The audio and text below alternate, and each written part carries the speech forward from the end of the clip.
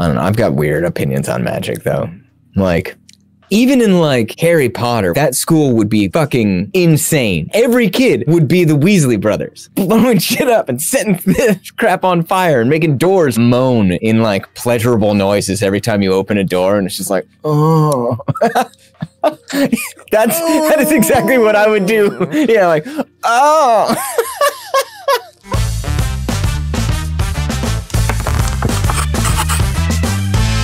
Welcome to -1 Charisma, Dungeons and Dragons stream. I'm James. This is Cullen, and today we are talking about well, obviously D&D stuff. That's what we talk about every Friday on DM Office Hours. We just talk about tabletop sometimes. stuff. Let's be serious. Yeah. A lot of times, it's just not.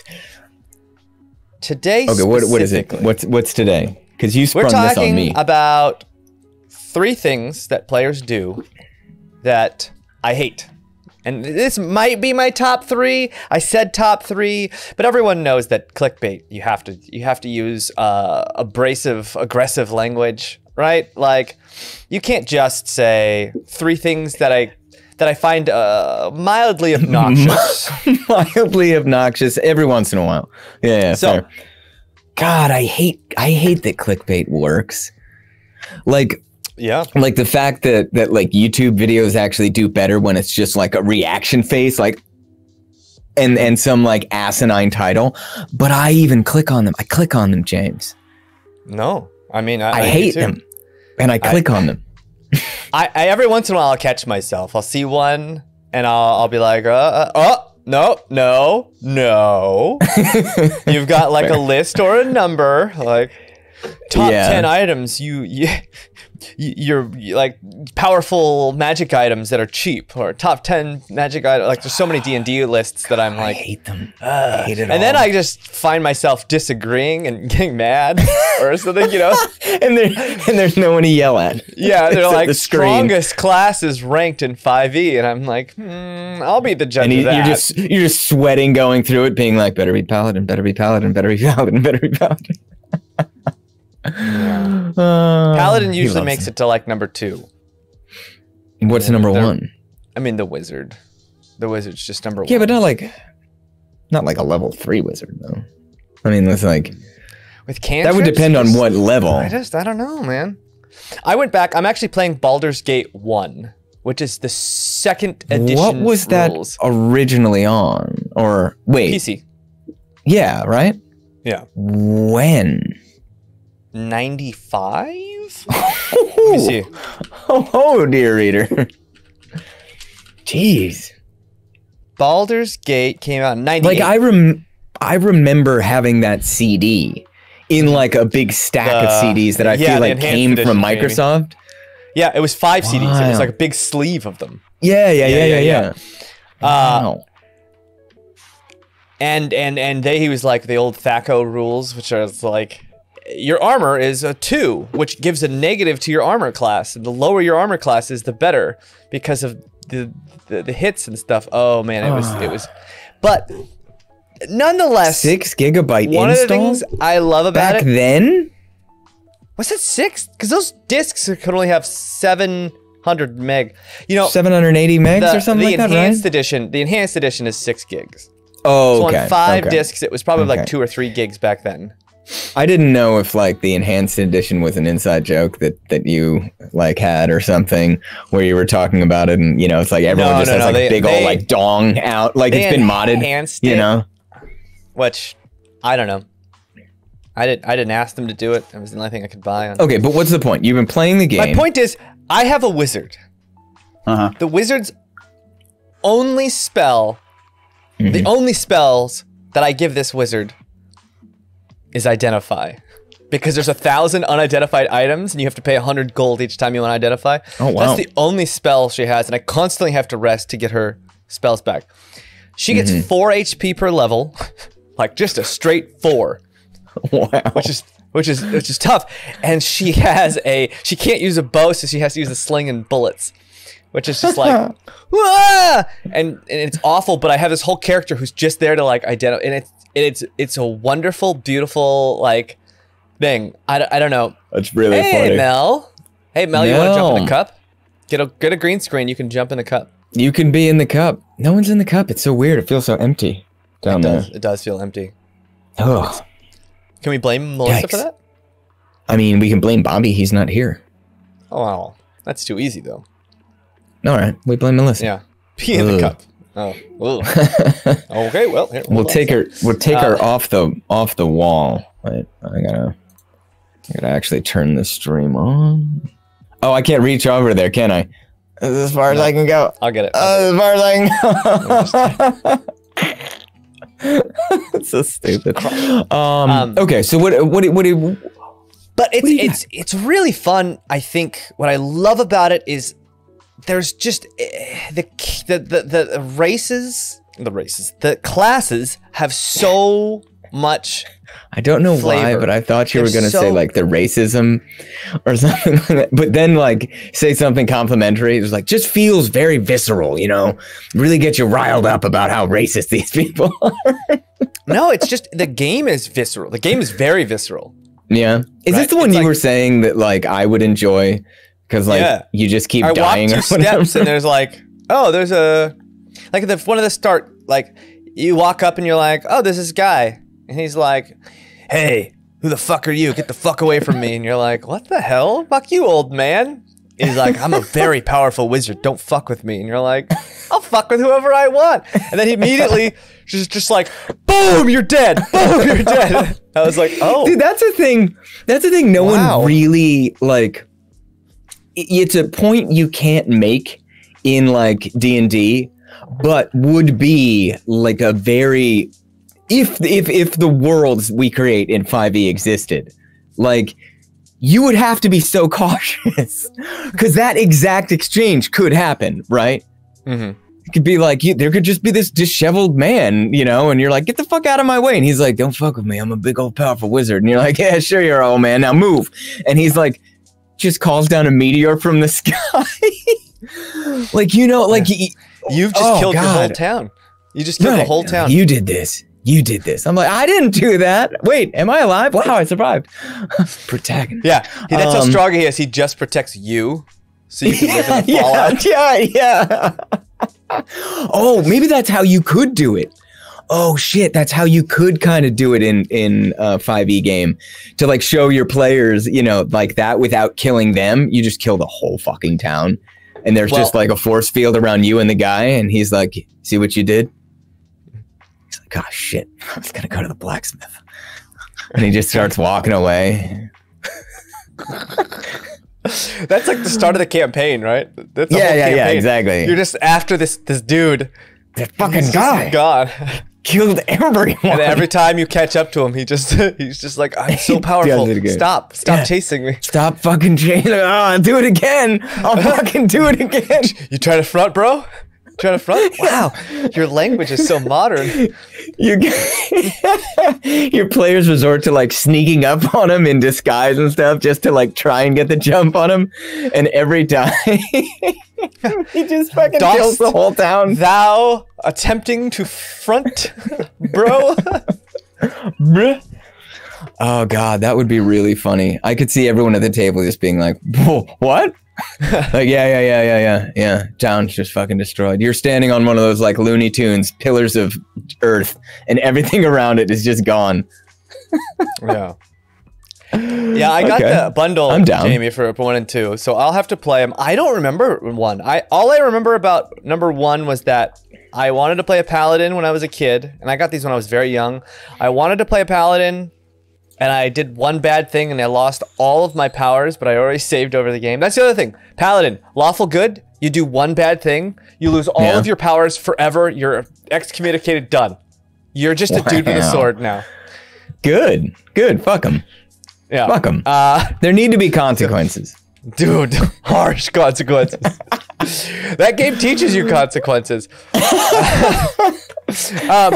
All right, sure. It'll actually be interesting because I'm kind of gearing up to play the 3rd one, and it'll be really interesting to see how the 3rd game pairs up to like the 1st game and like the Plains games and the Neverwinter and the Icewind Dale of back then. But that's not what we're here to talk about today. We're here to talk about shit that I hate while I'm DMing. Just things players do that drive me crazy. Okay. All right. Not just as a DM, even as another player. Things that drive me You're just crazy diving right into table. it, too. You're just diving into it. You didn't ask me how my week went. Nothing. Just fucking straight in. Okay. All right. Yeah, Colin, what do you think is on my list? Let's talk about me for a second. Let's recenter to me. All right. If you had to guess, right, and this is... If I had to guess what's on your list of shit that you hate that players do... I have to make a stipulation, all right? I have to make a stipulation, all right? This is assuming you're at a table where everyone is respectful of each other and everyone's you have a good group, right? Like, no one's being an edgelord. The top of my list is like people being disrespectful to each other at the table. I mean, so like even more so than disrespecting the DM, like disrespect me, fine, but don't disrespect the other players, because then I feel like I have to play principal. I'm like, that's not why I do this. I don't want to be a DM to fucking be the principal. Fuck. Yeah. Fuck. This is specifically about you, Melissa and Jamie. This is about you guys. I played with you guys once and this list just appeared. No, just kidding. That's how it happens. But like, assuming we have a table with friends who care about each other and you're having, you're all there to have a good time and you're all respectful. That's a baseline. Without that, I can't even play the game, right? Okay. But these are things I think people do that they don't, and these are things I've done, so I'm not going to say that I can't be on a high horse. I'm sure you've done all this shit. I've done all this I'm sure you've done all this.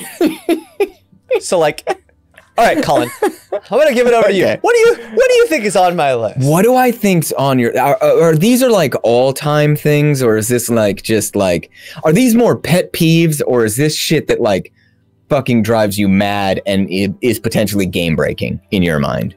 No, having said none of this, understanding that you would consider something that's a pet peeve game breaking.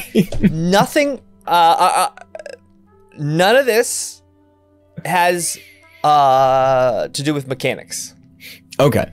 At all. Okay. My guess, one of the big things I would guess would be like when a player doesn't fully understand the kind of DM to character like relationship in terms of like story narration, in terms of like where does my input as a player end and where does the DM take over in terms of like I express my intention and my feelings and how does the world react? I could see that being not the highest on your list, but I could see that showing up. Very, very close. Okay. It's player turns taking too long. Ooh, I guess that falls within that thing. Mainly because you're just fucking ridiculously Player turns taking too long. You get 30 seconds. You get 30 seconds. There's a number of problems with turns taking too long. One, okay, we're gonna be working through some shit here. I see this now. I can feel the energy. Hey, tangent. I can feel the. Welcome to joining. Ooh, I'm all getting a little sweaty. I can tell. I can smell you from the East Coast. One, player turns taking too long. Just it becomes boring when someone's turn takes more than 10 minutes. You have just Oh, there's flow. It's not so much that it's boring. It's just that it's not. It fucks with the flow. Like you need, ideally, everyone's turn, in an ideal world, would take like the minimum amount of time to express what they want, maybe express how they're feeling, like, oh, fuck me, okay, I do this. Like, ideally, it would be like 20 seconds, including dice rolls. I mean, do you know what I mean? just feel like, that's not I feel possible. Like some of the best battles I've ever had were where everyone at the table felt a sense of urgency. Yeah. Artificially, sometimes you just be it's like, kind of contagious. 5-minute timer. You got 5 minutes to do this. Well, we've talked about that. Including you gotta go. And then the way players play feels visceral. It feels fun. And as a DM, I love that. It feels like I feel like it feels like the players' decisions have like an immediate and much more effective like action reaction. Like it feels like they're actually doing something instead of like you're slowly winding out what's happening. It's like, okay, I hit him. It's like, okay, so you hit him and then this, and he falls over, and the next guy's like, and I fucking power bomb up on the top, you know, and the wizard's like, and I fucking shove a fireball up his, it doesn't matter. It fucking doesn't matter. I'll be like, rule of cool. There are ropes in the corner. There's a turnbuckle now. but yeah, I know what you mean. Like the more, but it's also contagious too. Like when you get that flow state sort of going, the next person is like, they just want to pile on, right? You're like, yeah, and then I go, and instead of like, because the other way can happen too, right? Like if one person takes a whole lot of time, everyone's like, yeah, okay, I'll take a lot, and it's like, no, just go. Well, I just go. When you get removed as a player, sometimes players like will turn on their phone and they start scrolling through their phone, or something like that, which I don't even blame them for. I don't either. I don't. But then they're not paying attention, and then when it gets to their turn, you have to re-explain everything. You have to reiterate the entire thing. I know, and it's like I've never had like a no phones rule at my table because I'm like, look, y'all are fucking adults, right? But if I could, I would love to. And in honesty, like the best sessions are when it's going well enough that no one even thinks about pulling out their phone. Right, because they're locked in. Mm-hmm. But yeah, there's sometimes like when just one round takes like 40 minutes, you know, and it's like, well, I haven't done anything in 40 minutes. Of course I'm going to be on my phone. You know? Oh God, he's reading. Do you guys see? Yeah, his face goes slack. It's like everything just shuts down. It's fucking amazing. I was reading Tangent's post about frost giants and Baba Yaga's dancing hut. Well, but you're supposed to have a vacant smile at least on your face. Watch, I'm reading right now. See, I'm a slight head movement. Eyes get big. Yeah, I'm just like. What were they saying? No, just a game. It was just a little anecdote about frost giants and Baba Yaga's hut. And you don't want to share for those of us that can't read. Tangent was saying that like they had this big hut as a big centerpiece, but they ran the hut and made it do everything so that the players didn't have to decide what it was doing, just to speed things up. Yeah, yeah. I definitely agree. Smart. Giving players any kind of autonomy over things other than their character can very in all quickly... honesty, it works way better if something has its own mind. DM should just run it, I think. Because it frees them up. It makes them not feel guilty if whatever it is, you know, ends up getting squashed or destroyed or whatnot. You know, because sometimes people are more cavalier. I think most times people are more cavalier about themselves than they are about like a group possession. Right? If it's something that's the groups, everyone's like, oh, don't break it. I don't want to be the fucker that breaks the thing. Oh, God. It's an iron golem. It's going to be fine. Yeah. You know? Oh, I don't know. But yeah, you just got to...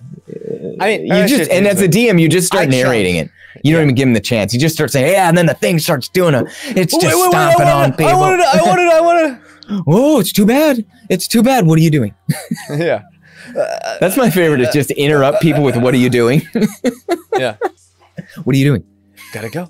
Like, I was, what are you doing? I need to know if yeah. Like, choose something. Just choose something. I do try to do like a brief, like in between players. I do try and like expound upon how their action might affect the other person's from like, so I explain, like, say, like you say, like I run in and I charge with an axe and there's a guy across the room. I'm like, okay, so you run in and charge and hit blah, blah, blah. And I know who's next in line. I'm like, and you see that he's just gone berserk on this dude. Make a perception check. And, you know, and so like you start sort of hand feeding them a little like, oh, here's the narrative string. Why don't you just take it from there? You know, because I feel like often people are like, okay, and I'm guilty of this. I'm like, what do I see? What do I hear? Okay, but what does it smell like? You know, I'm trying to really I'm getting in there, and everyone's just like, dude, you know, you're just gonna swing your sword at it. Yeah, please just swing your sword. Well, that's the thing. Like, so that the rest of us can go. We've had times at your table Where I apologize. Where we'll be playing, and I'll be like, and because I'm always a fighter, so I never have any choices, right? I just walk in and attack. Right. And I'm like, all right, I run in and I attack with my sword, and I miss. My turn. Yeah. It's literally that sucks. It sucks. But if you can keep the pace up, at least in like 7 minutes, you're going to be going again, right? Yeah. But when you don't, you're just like the fighter. That's the problem of being the fighter is like, cool, I guess I'll just stand in harm's way for a while. Yeah. What can you do? I gotta grab some water. I'll be right back. Thanks for saying the phone. This guy grabbing water all the time. You have 4 PCs. They have at least 4 PCs near death from players choosing to ignore the other PCs in trouble to save the children. They have plot armor. I won't kill them. I don't know. I'd say don't give them plot armor. I think that's the wrong way to do it. I say encourage the fact that they're. Yeah. Oh, somebody's calling. No one. Oh God. Oh, I just spilled water all over myself. Oh, but it's below the camera. We're good. We're good. I kind of love Jamie. I kind of love that they're protecting the orphans, even if they have plot armor. I kind of love. I mean, that's the heart of roleplay, right? It's not playing the most efficiently. It's playing through your character. So if your character is someone who's like, I'm not going to let these orphans die. I just love that. Which and then you kill them off one by one. Every encounter, an orphan dies. Yeah. Brings me to my next top thing that I hate. There's everything's a top thing that I hate. I figured you weren't going to even put like numbers on them. They're just because they are. It isn't a list, is it? It's just shit that lives rent free in your head. Mm-hmm. Yeah. I have grown to hate this, and I was the worst at this. When I first came to your table, I was this guy, and so I know him viscerally. I know this man. Players who tell other players what to do on their turn. Oh yeah. That one's tough. That's tough. Because I know how to play your character way better than you do, obviously. Right. Exactly. Especially with new players. I feel like, that's the thing is like, I feel like it normally comes out of a space of being like, let me help you. Like, oh, I'll take you under my wing. And it's like, all you're doing is stealing their agency. Stop. Well, and I think you get into a habit, especially even if you're a player who doesn't mind when someone suggests a best course of action because you want to be as helpful as possible to the group. So someone who's played a lot is going to know how to be more. You steal their agency, but 2, you start getting into this thing where it's like, well, every round they're just going to tell me what the best way to do this is. So 1, you're no longer learning, but 2, so much of there is exploration that isn't just going into a dungeon and seeing what's there. There's a lot of exploration, especially for a wizard. Maybe you are someone who's never played D&D before, and you pick a wizard, and you're like looking through the spells, and you're like, I don't know what's good. I have no idea what spells are useful.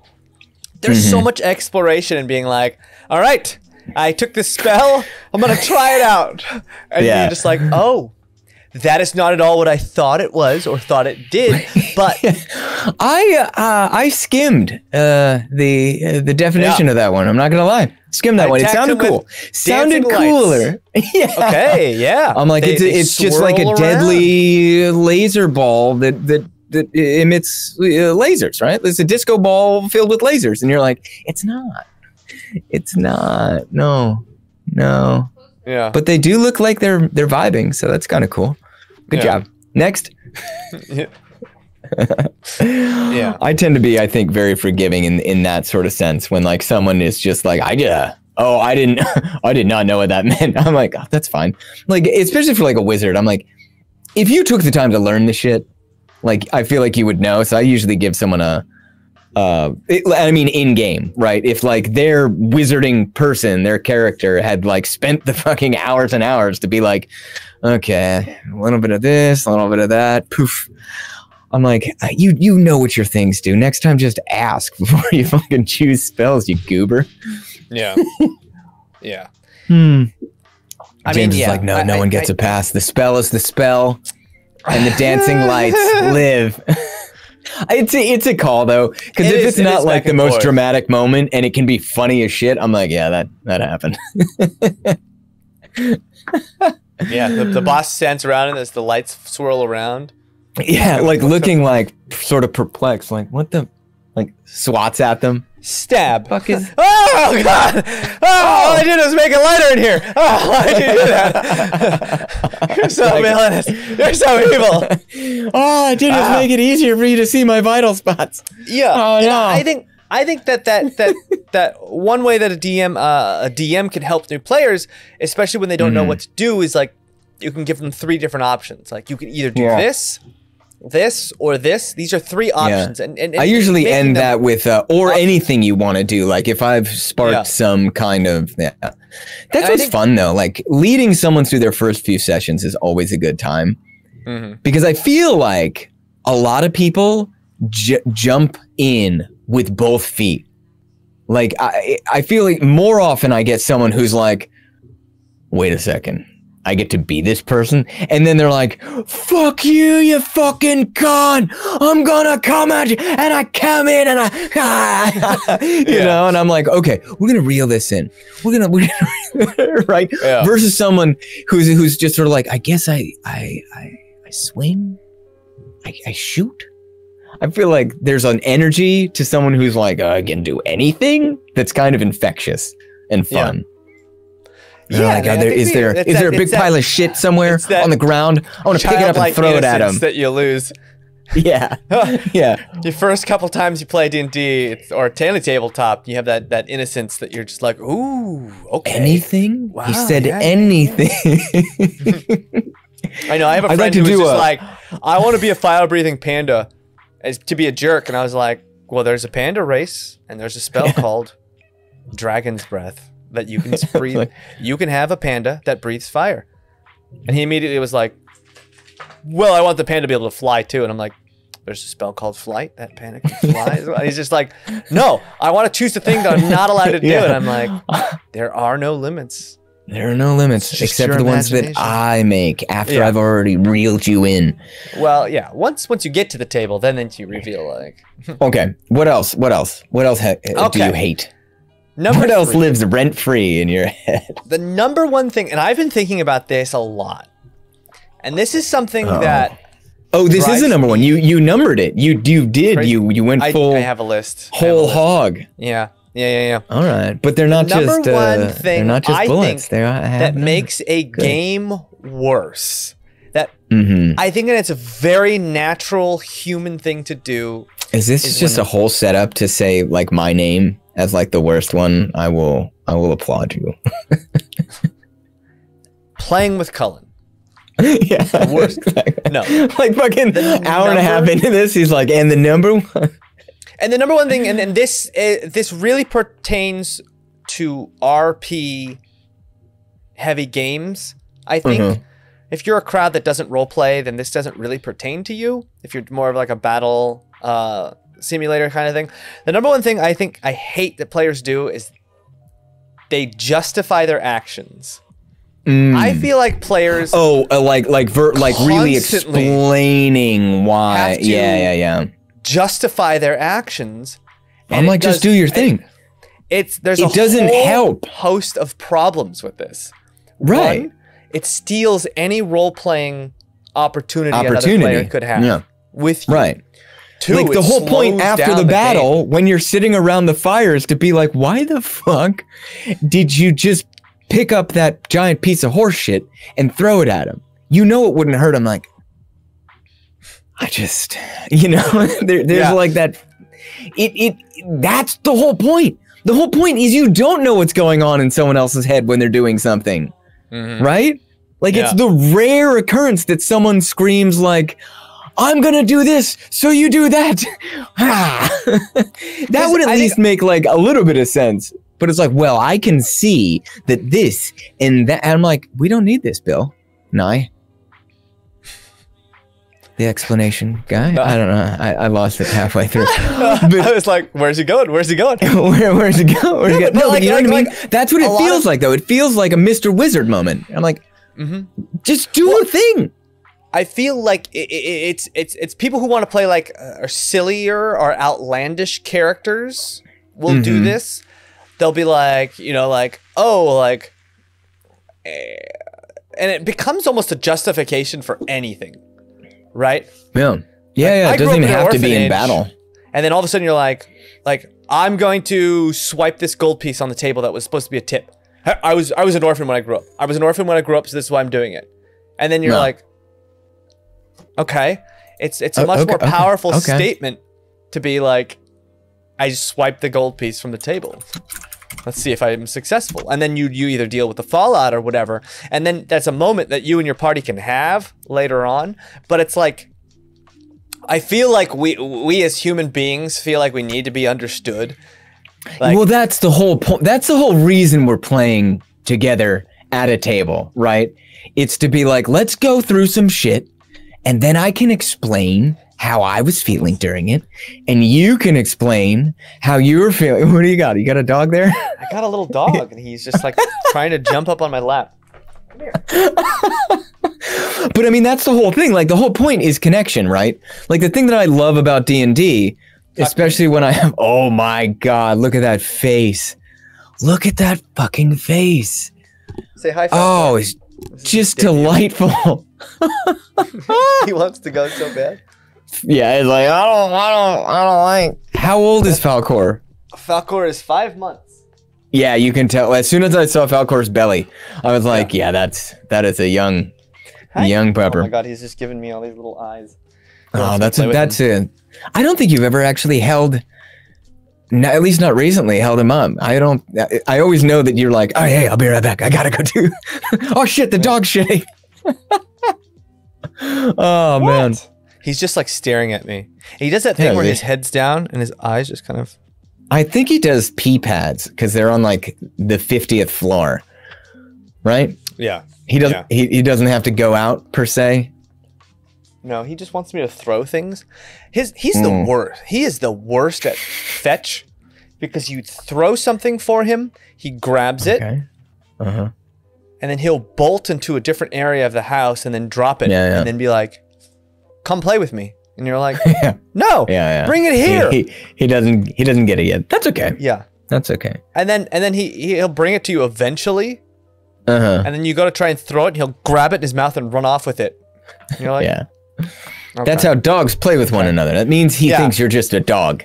You're not his owner. No, you're just a dog. He is definitely playing keep away, but he gets mad when you don't keep it away from him. He plays keep away in the worst. That's fair. Well, train him right. He never gets to choose. Yeah. I don't know. Anyways, back to justifying your actions. We talked about how you rob the party of those moments of what the fuck moments. Yeah. When you need to explain yourself. 2, it slows because down the also, game. it fucking simmers. Like, if you've done something wacky and no one has an opportunity to pull you aside and be like, what the fuck are you doing? They have to live with, like, not knowing, which is awesome because it eats them alive. Yeah. No, it adds so much to the game. But 2, like, I feel that's why whispers for like perception checks can be very, very fun. Or like sometimes what I'll do is I'll just text it to the player. I'll be like, yo, make a thing. And if it's not immediately like necessary that they know, I'll just like text it to them, be like, okay, you see this and this and this. And that way they can be like, And now they are like, I've got a secret. I've got a secret. Which is just fun. Because then everyone else is like, oh, fuck. He texted him. Pretend like I don't know. Yeah. Pretend like I don't know. Like, or they do. And like, but no one else knows, right? So then they start acting weird. And everyone's like, why is he acting weird? Now I have to pretend like I know he doesn't know secret information. It's just stupid. It's fun. No, it's good shit. But I think second of all too, it slows down the game. It slows down the game without adding anything. Yeah. Right? You justify your actions because you feel like you need to be justified at the table. one, that's a player feeling like they need the justification. It's not the character, right? So you've dropped your character. You've now jumped into yourself. So you are now like no longer playing through your character. You're not really role playing. You're just trying to make yourself feel better about I know. It's like a weird thing because it's almost very selfish in a way, but I think it comes from a point of, or like from a feeling of like, I want people to understand me, right? I want them to understand why I'm doing this thing, but it's spoiling a lot, and it's hard to like, also hard to like address that, I think, sometimes with people. It'd be like, hey, I need you to stop doing this, or if you could, like, look, I'm not telling you how to play, but it might be better if you didn't. And like, they're like, well, yeah, but I don't know. I feel like it can be an awkward conversation. Almost any time you have to have a conversation with a player like, hey, it might be more productive if you played like this, is like, it's not a conversation I like to have because I want people to play however they want to play. Having said that, there are better ways to play. Well, there are more conducive ways to expound role playing and give people better. Give other players opportunities to role play, right? So and much I think of the that's game, a thing that people don't know coming in. Yeah, right. Because it's not immediately apparent. What is Dungeons and Dragons? It's drama. Any way you face it, it's drama. It's either players talking to each other, having disagreements, and drama. What is combat? Combat is drama, right? It's all drama. And the more imagine going and seeing like a Shakespearean play, and the guy's like, and I take out my sword, or like he takes out his sword and he goes, and I'm doing this. And he just turns to the crowd because he looks like he's pretty evil, and I think charging him would be, I will do it now. And then I charge. It's like, granted, I bet there are a bunch of examples of Shakespeare where they do exactly that. But you know what I mean? Like, you go to a play and like, they aren't acting, they're like explaining to you. I'm like, well, this is okay. This is interesting. All right. I paid for this. Yeah. Huh. Yeah, no, I mean, like, you go and see Rent, and everyone's like, this fucking AIDS, man, it's fucking ruining everything. Gosh, okay, I don't talk to him because of this, and like, they just cut the songs out, or the songs become like so descriptive. All right, I'll stop. I'll let you talk. No. I mean, like, it is. I mean, can you imagine just trying to explain away your actions, everything you do? Right? I order an ale. Hey guys, I like to drink. I'm a character who likes to drink, so I ordered an ale.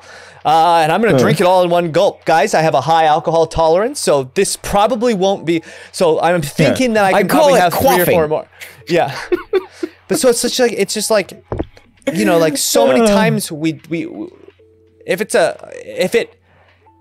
only explain when we think that the action is going to cause discourse or drama, right? Mm-hmm. You don't explain if it's something everyone's on board with, you know, and most people understand. Right. We only explain when there's discourse or drama, and what we do by explaining is take away any opportunity to have drama and then RP discourse. Like, I mean, how many shows have you watched where it's like, if these two people would just talk about it. Yeah. If they would just, I mean, that's pretty much every show you've ever seen. It's pretty much every story ever, right? It's like, fuck, if these guys would just talk, we wouldn't have any of this drama. Yeah. Right? I don't know. Well, we don't live in that world, James. So deal with it. So I found this small ASMR D&D stream, and all I can think of is James trying to run his game as ASMR and having Day in it as Trust because she is often not quiet.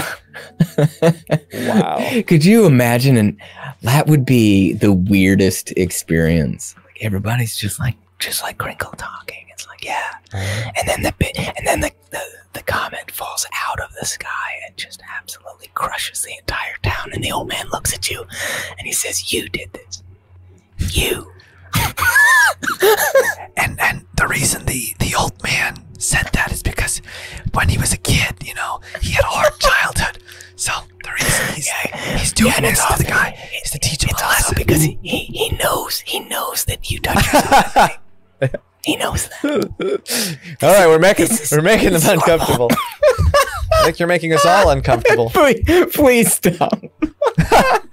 Oh God. Elias is like, I sub for this. Oh, can I get it back? How do you unsub? I don't know. I don't know. Oh man, that's great. I don't know. So, anyways, if you're playing at the table, I mean, here. Oh my God. I reported the stream. Imagine this for a moment. Imagine the DM started explaining. Oh, my face hurts. The DM started explaining his actions. Every time the big bad did something, you explained why he was doing it. Yeah. Which just to justify, to make sure that you knew that he was actually doing this for a good reason. Yeah. But having said that, there is a place for the Bond villain speech, right? Like, there is a time when the big bad can have one of those, like, James. As long as you do it in character. Exactly. Yeah. That's right. Totally different. That's a fair point. That's actually a very, very good point. I wasn't even considering that you would go like, yeah, and then the big bad looks at you and you know, this is because, okay, so he grew up in an Austrian town and he didn't know his dad that well. And one day he walks into this town and he bumps into this guy and he's like, hey, you know, get out of my way. And that old man just looks at him and is like, I'm a very powerful wizard. I'm a powerful wizard named Franz Ferdinand. And it's facto, you know, a couple million people die. No biggie. Whatever. World War I. All right. Who would have thought it? But no, that would be fucking blisteringly strange. Oh, James. Next villain is going to be a serial backstory dumper. Yeah. But that would be every time. That would actually be great. Fun. Every time you see him, he's like, do you know why I do this? Like, no, don't. It's because I was not loved. Ever. I've never heard a doctor say the words, you'll be fine. Ever. It's like, oh God. Yeah, no. I want that to happen now. That will happen in this section. Be like, I kill him. I attack him. Watch out, I'm a very powerful wizard. He holds his hand up. I cut his hand off. Oh, you have cut my hand off. Why do we sound like Bane? I don't know. That was painful for me. But not as painful as when I was 15 years old. I mean, the Dr. Evil one. The Dr. Evil one is probably like that's probably an example, right? When he's like explaining his like God, it's so long ago. I haven't seen that movie in like 20 years. But he's talking about the like rite of passage his father made him go through, where he got like ritualistically shaved and put in a burlap sack and like beaten or something like that. And in like the family counseling with Scott. I don't remember that. Great. You don't remember that? Okay, I didn't like the Austin Powers movies that much. Really? I know. I was one of those. I don't know what it was about it. I'd probably enjoy them more now. I bet you if I watched them now, I'd find them. Yeah, I was real dumb. I mean, I'm still dumb, but I'm not real dumb. So like, yeah, that's fair. Yeah, because it was a stupid movie. Yeah, you know, that's kind of how I felt. Who knows? I mean, watch it and be like, wow, I ruined it twice. Actually, the boy's quite astute. I really am trying to kill him, but so far unsuccessfully. He's quite wily, like his old man. Scott. This is what I'm talking about. Therapist. Okay, well, we've heard from you, Scott. Now you tell us a little about yourself. The details of my life are quite inconsequential. Very well. Where do I begin? My father was a relentless, self-improving boulangerie owner from Belgium with low-grade narcolepsy and a penchant for buggery. My mother was a 15-year-old French prostitute named Chloe with webbed feet. My father would womanize. He would drink. He would make outrageous claims like he invented the question mark. Sometimes he would accuse chestnuts of being lazy. That's actually amazing. The sort of general malaise that only the genius possess and the insane lament. And then he just goes on and on and on. That's happening. But that is absolutely happening. That's what I'm saying. All right, people, you don't need to explain. If you got a character and your character's wacky, wild, and crazy, let do stuff. The party experience a wacky, crazy character. And if they want to peel back those layers, they will. Maybe that's the other thing. Sometimes people are like, ooh, I got this character idea and he's got this great backstory. The reason I'm doing what I'm doing is because when I was 15.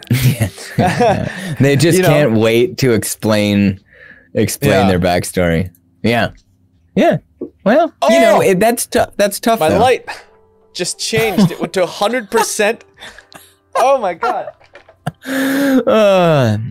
Should have bought these shitty lights that I bought. Oh, it went to 7,000 Kelvin. 7,000. See, mine have two settings: 5,500 and 2,700. You either get gold or you get daylight, and that's it. Nope, that's way too yellow. Damn it. Damn it. I should drop this into the chat. This was a good. Oh, I don't think it's for sale anymore. I was actually pretty impressed with how little I spent on these lights and the soft boxes and everything. Worked pretty damn well. LEDs changed everything. Stream key light. Hacking successful. I know. I mean, all right, these lights I got with the stands and the cases and everything were $200. But if you consider, I spent like 45 on mine. But if you consider what they do and the time blind that we you? live in, yeah. They also have remotes. Maybe that's what it is. Some signal hits it. There you go. There you go. There's the neighbor is just across the way. They can be battery powered. They're very it's impressive. Mobile for like filming. They're kind of amazing because you can give any kind of like light you want. You can get like all the way from 1%. Dude, even 100%. lighting on set these days has changed so much. Even in like the last 10 years. Like all of the, they look like fluorescents, but they've got the battery inside. They're LEDs. They're wirelessly controlled. You can just stick them anywhere and like change the color temperature, the like intensity, everything. It's so awesome. And then it's like, last night I was on a show working, and there was this massive light box that they used, and it had all like 1 million LEDs in it. And they just kept changing the color, doing all stuff. And they could do so much to the scene with just that alone. You know? It's awesome. And it was like kind of one of the main keys. So like, and just affected it's everything. Way less hot on set. Oh, yeah. It's so much better. Okay. Not always a good thing. It was fucking freezing. Oh, well, yeah. I mean, if you're on a really, truly tundra fucking soundstage. I was like, we need to get those old There were definitely back. times when I've been standing on a soundstage and just like stood next to a giant fucking light and been like, oh, it's so much better. That's so much better. Like a 10K, and you're just like, oh, yeah. Exactly. Oh, yeah. I'm just like in between two of them, like, okay, now we're fine. Sets below 100 degrees Fahrenheit. Yeah. That's why they blast that AC. Like on a show, because it can get so hot so fast, and the last thing they want is the actors to be like sweating like crazy. When you're under like all the lights, they'll keep like a soundstage at like 65 degrees, and everyone's freezing. But you go like where they're filming, like right in the middle of all the lights, and you're like, ooh, it's like 80. Yeah, it's a solid like 80 and change. Yeah, and 65 wouldn't be that bad if you were doing things, but like there's so much downtime. You're just sitting there, just like I am so cold. Oh, whatever. No one cares. What else do you got? I hate cantrips. I know about you. I hate that cantrips get stronger as you get stronger. It makes no fucking sense to me. Why wouldn't your level 1 spells get stronger as you got stronger? I'm like, I can kind of explain it, I suppose, but I mean, in a lot of ways, your level 1 spells do get stronger. You can cast them at higher levels, right? You got to use that spell slot. Yeah, but I mean, your level 1 is getting. I need a haircut. Wow. Your level 1 is getting stronger. Cantrips shouldn't scale. They're like okay. I got a last resort thing I can do. Here it is. That doesn't expel any kind of like. I mean, it's weak enough that like it doesn't tax the wizard? They can just cast it. I mean, think about it. A wizard can cast a cantrip, right? 10 times a minute. Right? And rapid pace. Yeah. 10 times a minute times 60. They can cast a cantrip 600 times an hour and they've used up none of their magical ability. Yeah, you make a logical argument. I think it's one that might get you killed in the real world, though. You get out there at a live table, tell people their cantrips aren't gonna get stronger. Way too alive, kid. You go to your friendly local gaming center, try and DM a game and say, yeah, that doesn't get stronger. They will come over the DM screen. You better have a very strong DM screen. Once every 10 minutes. Even once every minute. If cantrips are limited to once a minute. Yeah, that would wildly change things. But, I don't know. Once again, I don't think that's a huge problem. In reality, I think the bigger problem is people not committing to sort of the spirit of magic. It's like, I don't know. I've got weird opinions on magic, though. Like, it should be rare. It should be like, the whole idea of a cantrip kind of like flies in the face of like magic. Yeah. You know? Even in like Harry Potter, where everything's fucking like lousy with magic, they're not doing magic all that often. You know? Like, now granted, they're students, right? They're not like full ass adults, just like, and you could say that like the average wizarding household is like fucking everything's done by magic. They literally don't know how anything works because everything runs by magic. Okay, fine. Point taken. But at the same time, like the day in, day out lives of like those kids, when you read those books, you're like, you know, they're not really using a lot of magic. When in reality, that school would be fucking insane. It would be bedlam. Kids would be fucking doing shit. Every kid would be the Weasley brothers. Like, would be the twins. Just fucking like blowing shit up and setting this crap on fire and making doors just scream every time you open them. Like bewitching hinges to just like moan in like pleasurable noises every time you open a door, and it's just like, oh. That is exactly what I would do. Yeah, like, oh. Could you imagine? Just a sound John Mulaney makes in a stand-up when he's like getting a colonoscopy. Oh, those are the sorts of hijinks. I think that's a good way to cut. That's hijinks. It's not a prank, bro. It's just hijinks. Yeah. It's fun. It's harmless. You don't ever have to say it's just hijinks, bro, because people know, because it's just hijinks. Yeah. But yeah, or like someone's car door, so that they're out in public, right? Like their car door opens and it just fucking moans loudly. I think that would have been. Yeah, I wonder. Yeah, I bet you can make a Tesla do that. It would be. There's probably a sensor in there that you can then hook up to the fucking. I feel like you'd say something. You. It would just get taken too far. That'd be great. That would be, or like your wallet just scream out in pain, like anytime you open it, just like, no, no, not again. And they're gonna be like, you just open the door and be like, son of a bitch, and you're just like, yeah.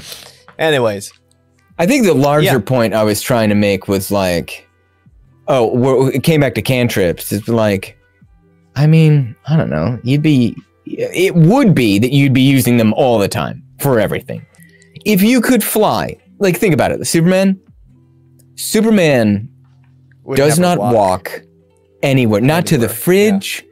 Like Clark Kent, sure, he's keeping up, appearances. But fucking Superman laid out on the couch in the Fortress of Solitude does not move to go to the fridge.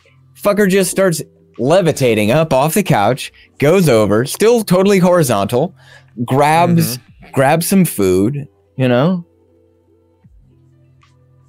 That would be annoying, like stocking the fridge at the Fortress of Solitude. How often do you think he has to do that? You know, I mean, like he could just get like a huge fucking cargo net and just fill it to the absolute brim, but he'd put off such a radar signal that they'd know where the Fortress of Solitude was, right? Because you know they're tracking it, right? Yeah, that's got to be every government. I mean, if you have like a satellite, you're done, right? Yeah, right. And I mean, if you'd go to Costco and just fill up what is equivalent to like a semi, and fly that, like they're gonna see that. So he has to go to the store like an Italian mother, right? Or like he goes and he gets a loaf of bread. No, well, no, not in a disguise. Yes, maybe it's canon now. He's got the babushka thing, the whole deal. No, like he has to go like routinely just to stock the fridge. That's annoying for him.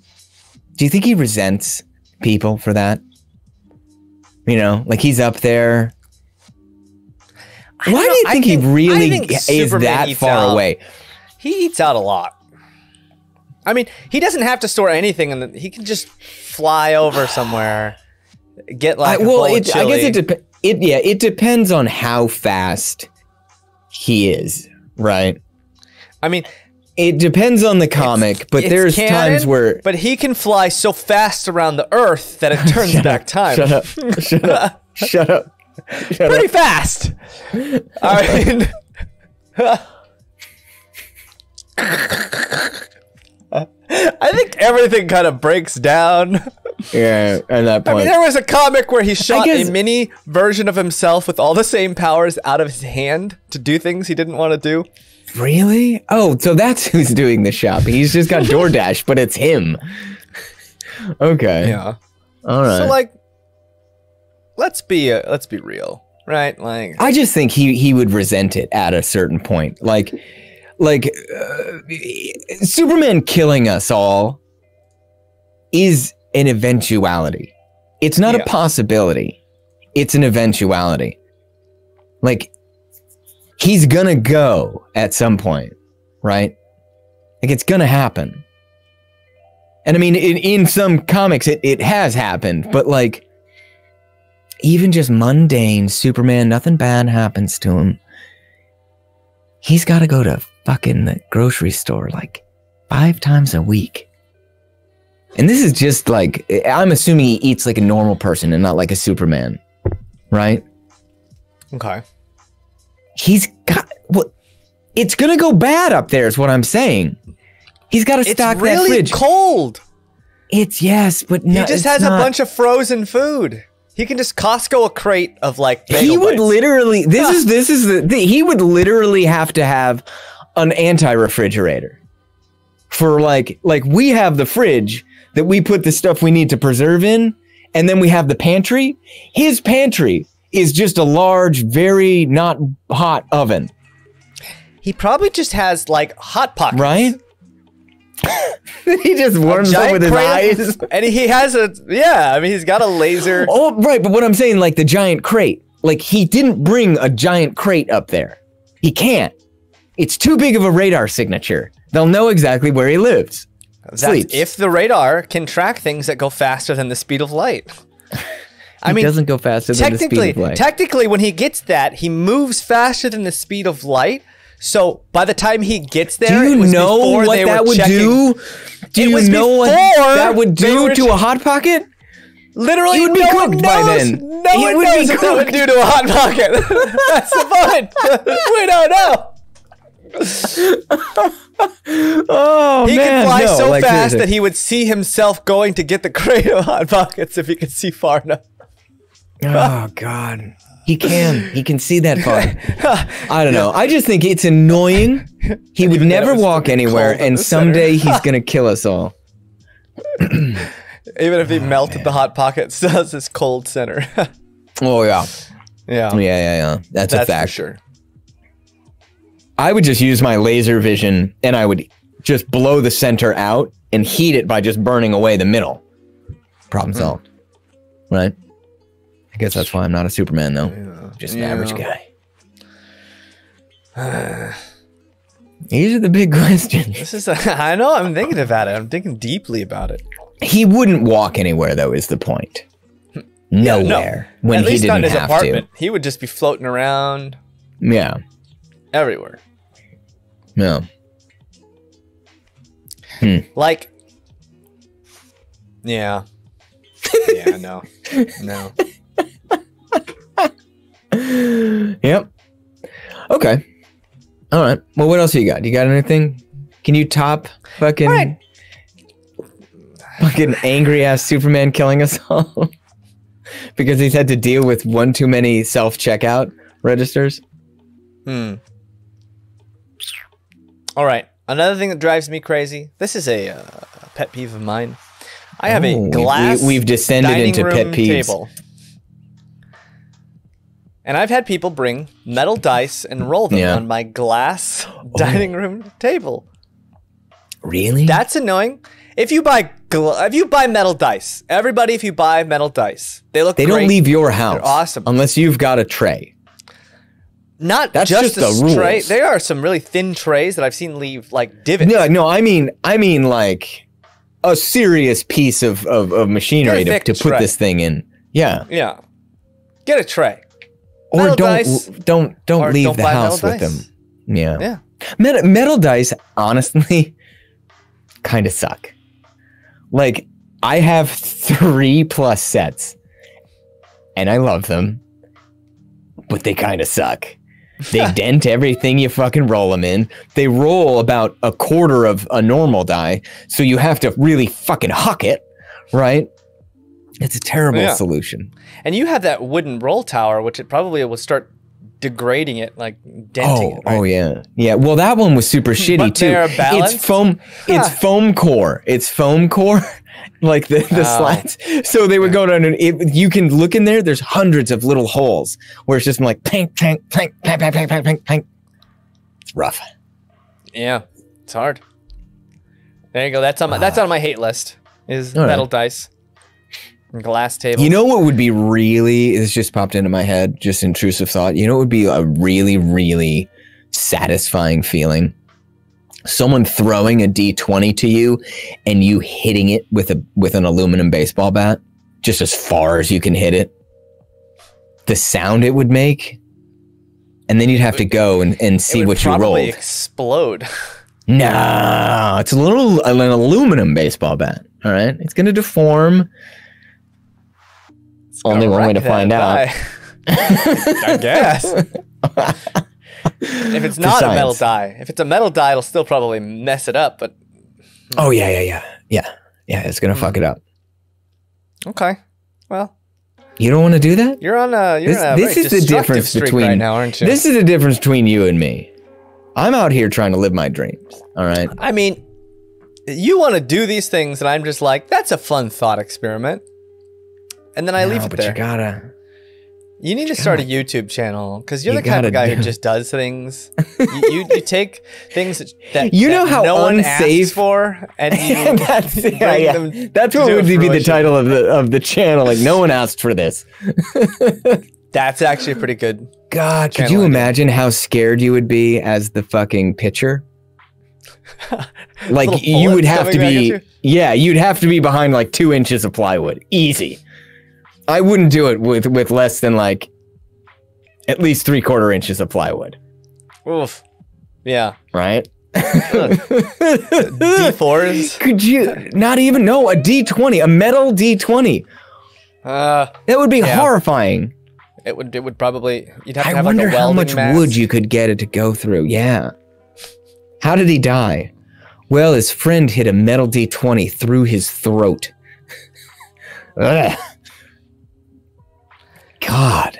Yikes. Wow, that's too much tangent. My spouse jokes that they were trying to create a Twitter called the Twitter shitter about foods and how they look after they're digested. Just like everyone does the before, no one does the after. And then Twitter went to the shitter anyways. Ha, that's funny. I mean, right, it would fit now. Now's the perfect time. Yeah. It's nothing but edgelords and racists. And edgelord racists. And edgelord racists. Oh, I love it. Yeah. Good, great. Fucking asshole. All right. Other things. Now I'm scraping my brain. I Yeah. so What much else? What else has been bothering you? Colin, what's something that? What's a pet peeve of yours that drives you crazy? Not taking no for an answer as a player. That's fair. That's fair. In D&D or in general?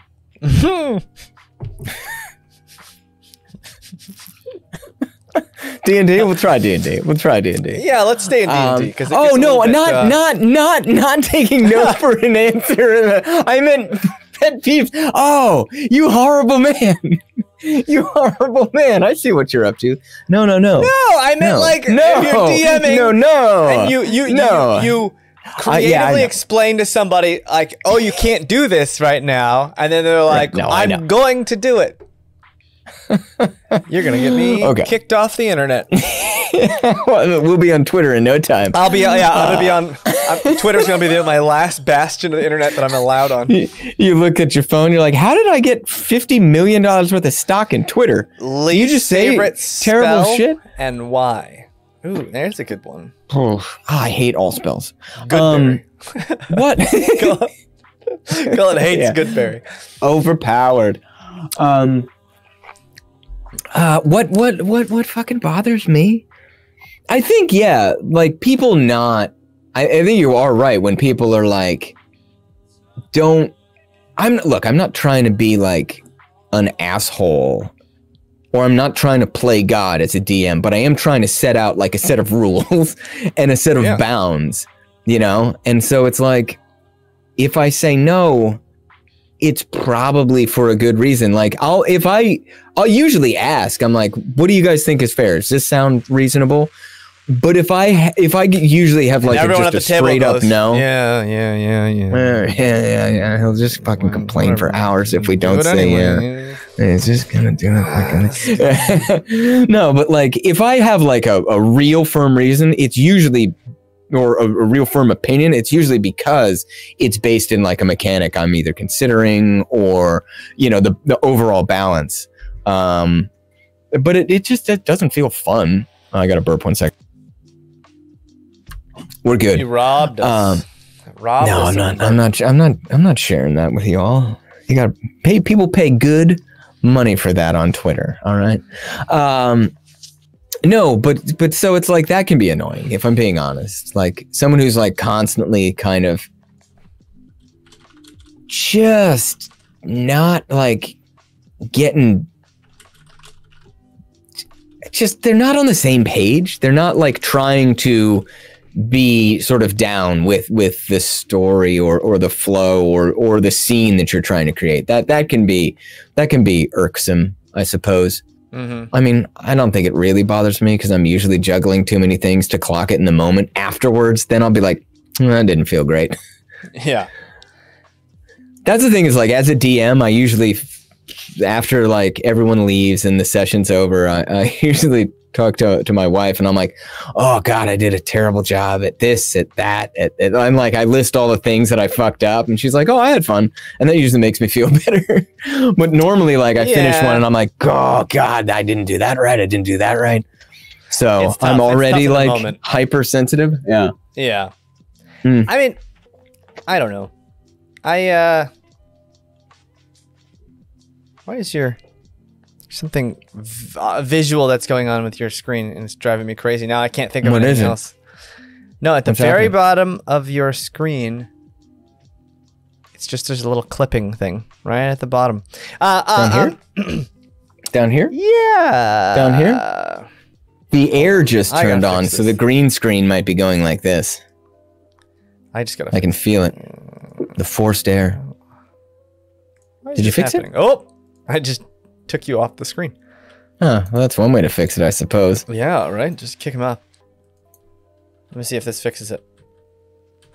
All right, I think that does it. Cool. Super. All right, there. I fixed it. I fixed it, everyone. Don't worry. You know, here's the thing. It's difficult for me to think of things right now because I haven't DM'd in almost a year. Selfish. At least for like a long campaign. James cast Disintegrate and Cullen made a saving throw. Exactly. No, more to your point, Tangent, I hate any spells that take away from lore. And what I mean by lore and world building is spells like, I mean, we've talked ad nauseum about this, but any spell like comprehend languages, any spell like even like divination spells, right? It's like the wheel or woe. I'm like, what? What kind of weird spell gives you like is this a good idea or bad idea? I get the flavor of it. It just feels very like, I don't know what's going to happen. I can't tell you if it's a good idea or not, right? Yeah, it feels like a lot of those were like 5e trying to truncate sessions, like trying to get rid of the parts of sessions that can sometimes drag, maybe, to kind of get rid of what I think they might call useless side quests, and I would call like the main reason for playing. But you know what I mean? Like, I love a setup where it's like, okay, we have to do a thing, but we can't until we figure out this other thing, because so much is going to happen while you figure out that other thing that it's going to, coming back, you're going to be like, oh, wow, I've had such a robust experience. Now this thing, now opening this thing or deciphering it, whatever, feels way more important because it actually took energy, time, focus, gold, to actually do it, instead of just like, yes, well, use your wiggly fingers or your staff. Have the gods tell us what it means. I mean, what is stuff that? Like, and it depends on the type of game you play, but like spells like that, or even like identify. In the old game, it depends. Like, identify makes sense if it's like you get like 3 or 4 magic items every day, and you're like burning through tons of spell slots to use. But now you have ritual spells, so it's just kind of like anything that has the ritual tag is just like, I get to cast this an unlimited time. Yeah, it's just like, okay, you know. So it's like, I don't know. That's fair. Oh my god. Guys, I'm gonna take a picture right now of my dog, and I'm gonna put it in Discord. It's a cute dog. Yeah, I gotta say, it's a cute dog. Oh, he opened his eyes. Dog. Uh-oh. He saw me looking at him. He was like cute and sleeping, and then he looked. I looked away, and then I looked at him, and his eyes were like, "I see you. I never sleep. I watch you." Well, I wait for him to fall back asleep. One thing that bugs me is when an antagonist has access to commune and uses it daily. So you worship the god of destruction. Each day you're asking, hey, has any major threat entered into my domain today? If I were a god of destruction, I would start wanting something to show up and destroy that worshiper. Yeah. Well, I mean, you could. Absolutely. You're a god. And that's what I would do. I'd be like, yeah, me. And then the god of destruction comes down. It's like, got him. Got him. Got him. Putting it in the general chat. There it is. Look at this dog. I never thought I'd be that person. It is a cute dog. Everyone is that person. You have a puppy. That guy. Yeah. Everyone's that person. Yeah. They're like, because your brain can't fully compute how cute a puppy is. So you have to constantly be asking other people, like, is this as cute as I think? And they're like, yeah, it is. And you're like, okay, good. But what about this? Like 12 minutes later. So what'd you put it in general? Yeah. Just sleeping in a little, he like sleeps in a little ball.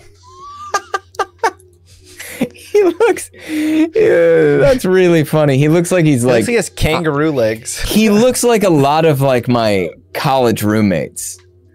Just like the next morning on the ground with like one of those exact pillows, just sort of head on it, curled up into a ball, still in the clothes from last night. Like you come down and they open one eye, give you a thumbs up, and then continue to just drool. Yeah, you just get the mirror and you're like, are they breathing? Yep. Okay. We're all good. Okay, we're cool. That's really funny. Yeah, no, I think a lot of the divination spells are just problematic in general.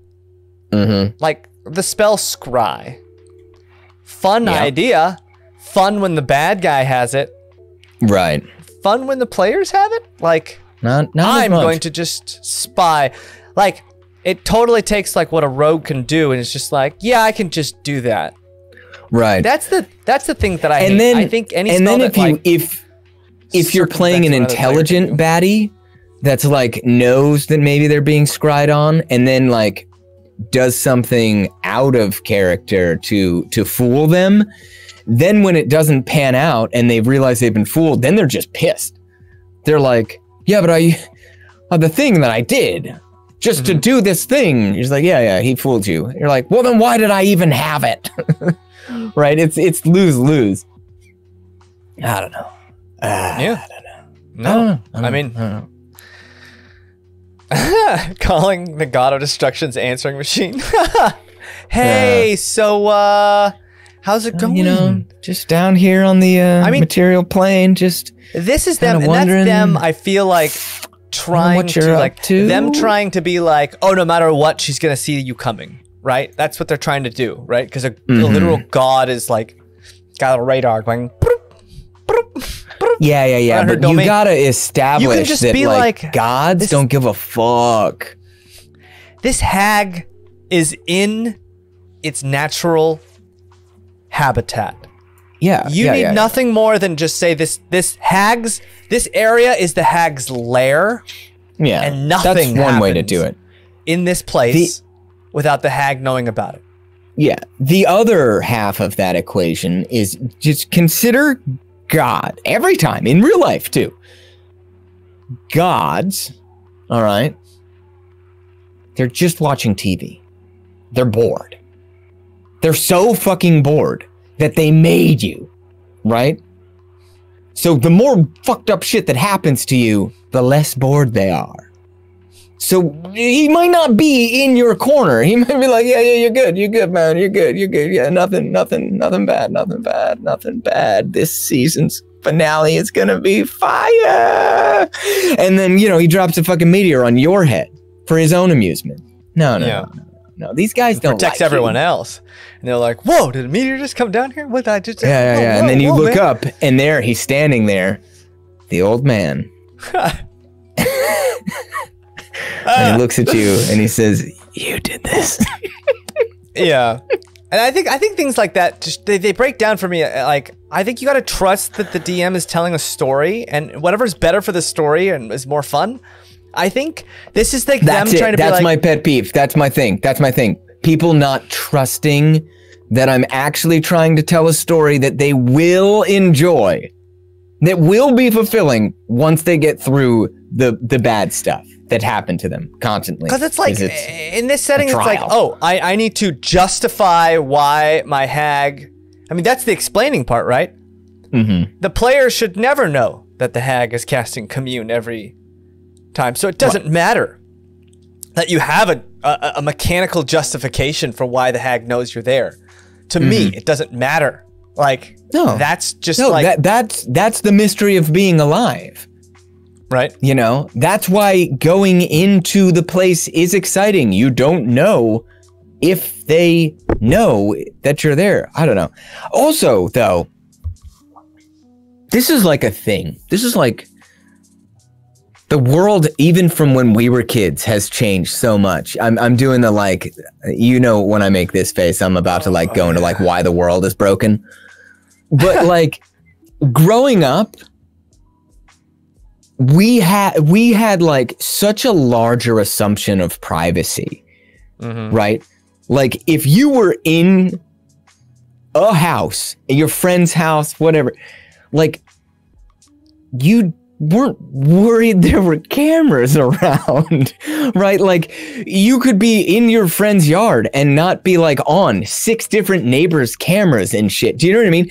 And I think it's actually like skewed, like the way some people think about how a world would be. Like they can't imagine a world without it now, almost, right? Like things like commune and scry and whatnot, it seems so mundane now. Like, of course I should be able to, I can hack into their system and see what they're doing. But like, even just growing up in the 80s, that was a crazy idea. Like the government might have that capability. Might. And not like even Russia's government could do it, but ours maybe. It was all that tinfoil hat kind of stuff. Like, they're watching. You're like, yeah, how? and it's like, okay, yeah, fucking how? Tell me how. Through the telephone line. Give me an idea of how. And now our fucking fridges have fucking cameras on them. Like, so it's like, it's changed the way people even consider those things. And I think sometimes it's hard for them to get into a mentality where you might go into a place and half of the fun is being like, do they know we're here?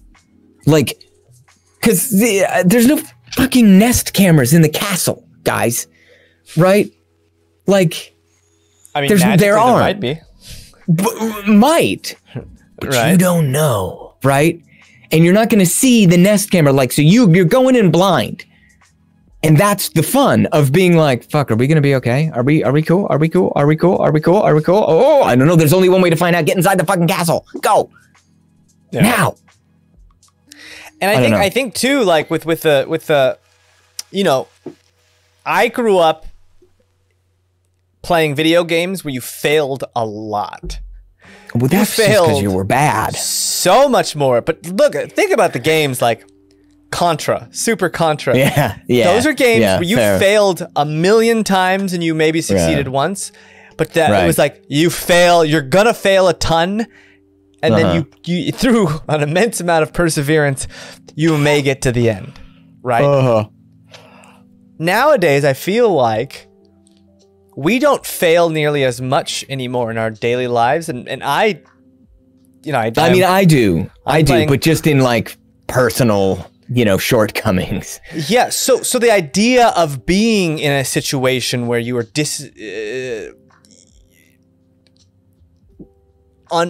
you don't have the advantages, or it doesn't look like you're going to win, or you're the underdog.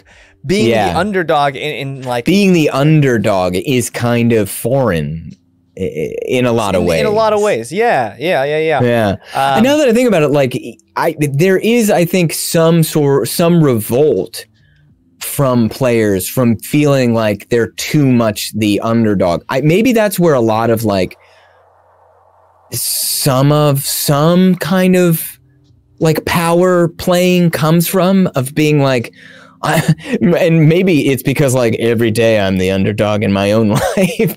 This story is the one time I want to not be, which is like, okay, fair. And there's an argument to be made. The power fantasy, but do you know what I mean? Like, but I don't know. I just like underdog stories. I like someone being like faced with incalculable odds, and succeeding anyway. Like, I think that's fun. I think that's interesting, more so than being like, I'm the badass hero and I'm here to just fucking destroy you all, and then doing it like making a pledge and delivering. I'm like, okay. Not as fun as being like, oh no, I think I'm gonna die. Hey, I'm alive. I don't know. I mean, yeah, I think the power fantasy is fun. It's definitely fun, but it's not fulfilling, and it can get old. It can get old hat very fast. Here's the thing. I think it can be fulfilling, but I think it runs the risk of becoming old hat too fast. And the other thing is like once you've got that sort of trope almost of like, oh no, we are the OP, group, blah, blah, blah. It's like, well, where does a campaign go from there? It's very tough to then transfer the momentum into a more underdog story, right? Because I think the players themselves would tend to be resentful almost. They're like, no, we're badasses. And I'm like, yeah, you were in that last town. But this is a big city. And there's a wizard in here.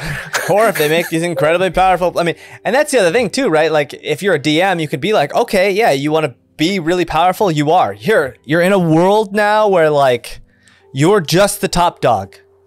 And then you start running around, and I think people are going to be pretty quickly. They're going to be like, well, I don't. There's nothing left to do in this campaign. And you're like, yeah, like what do I? Okay. What do I do? What do I They're do? just, and then yeah. And pretty soon they'll probably just murder hobos. That's how you start a baddie campaign. Right? Oh my God. You make them the bad guys in the end? You just flip the script? It's good shit. Yeah. Good stuff. All right. Well, oh man. I think that's all the things I hate. Okay. I'll have more. I'll have more in 5 minutes, but yeah, we'll save that for next week. Hey guys, it's Bobby from the Cup. If you enjoy DM Office Hours, check out our D&D campaign. It's on every Monday at 7 p.m. on twitch.tv/MinusOneCHA. Or just watch DM Office Hours every Friday at 6 p.m. Take care.